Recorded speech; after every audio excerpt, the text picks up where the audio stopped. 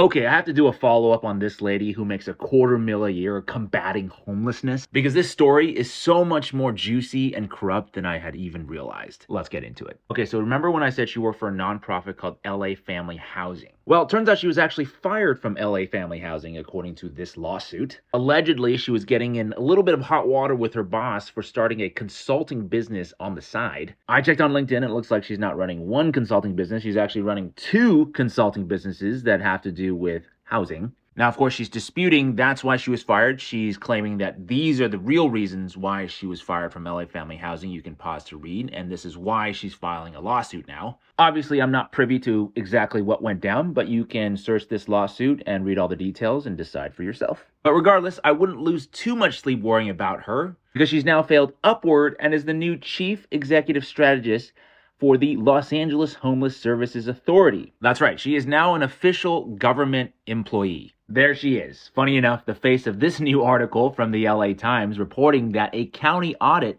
has found lax accounting at the LA Homeless Services Authority. And just for context, the LAHSA annual budget stands at $875 million. About $348 million comes from the county's coffers. It is a massive government agency. And here's what the audit found. Quote, LAHSA, a city-county joint powers agency, failed to establish formal agreements on how and when advances should be repaid, did not always maintain records for capital advances, and could not provide an accurate list of all the contracts and their execution dates. They've apparently also failed to reclaim millions of dollars in cash advances to contractors. And you guys ready for this next part? Remember these consulting businesses that she runs. Well, LAHSA's newly hired chief executive strategist, okay, her, that's who we've been talking about. She, according to state business filings, owns a consulting business, which we knew about, but what we didn't know about is that she owns the consulting business with the leader of one of LAHSA's largest contractors. Come on. This number is starting to make a whole lot of sense now. Why we have to spend $837,000 to house a single homeless person. It's because developers, contractors, nonprofits, and city administrators like her